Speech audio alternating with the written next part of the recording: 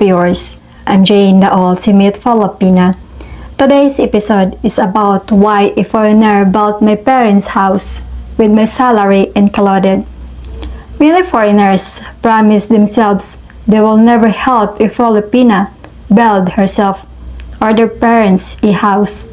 Some stick to the assertion, some do not. Luckily for me, my situation was unique and different because I had no history that was full of lies and deceit.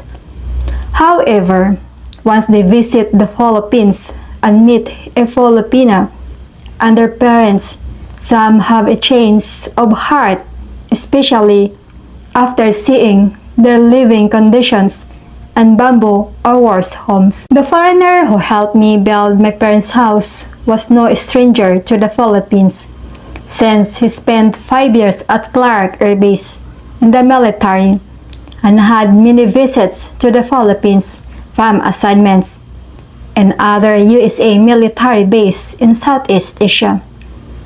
Consequently, he was aware of the many lies, deceit, and games some Filipina played.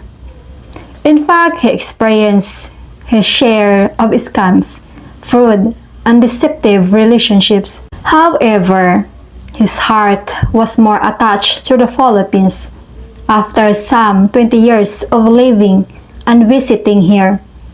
I met him online and I was working in Singapore as a domestic helper. He visited me 5 times in Singapore. Upon his retirement, he moved to the Philippines and date before he decided. I was the best Filipina of those he encountered and asked me to quit my job in Singapore and return to the Philippines. I agreed if the following 5 conditions were agreed upon and accepted. The list were as follows. 1. Finish building my parents' house and furnish it completely to include any last-minute design, painting, and change cost. 2. Continue to support my parents' monthly allowance and any emergencies, healthcare, or related incidental cost. Meet my parents and siblings and visit our home. 3. Continue monthly payment of my monthly Philippines healthcare insurance and pay semi-annual trip cost to visit my parents. This include all transportation to and from mountain home and related cost. 4.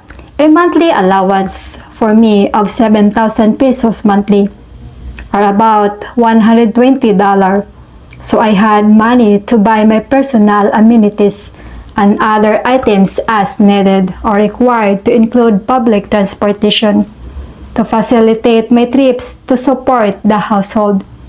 5. Pay for my caregiver training so that I can find work in the Philippines and my driver's license to be able to transport and care for him, as we have a 35 years age gap in relationships. To date, all the conditions were met and complete, and he threw in a bonus of buying me land and building me a house because it was affordable, and he felt I was always his best and most viable option. He has no regrets of his decisions, unlike all couples. We have our good and bad days, but communicate and resolve and strengthen the relationship. At his age, he knows what's best for him and who is best for him. What worked for us might not work for others, and to each his own. The main thing is we are happy, and that's all that matters. I'm Jane, the ultimate Filipina, wishing you an ultimate day, an ultimate life in the Philippines. Take care. Bye.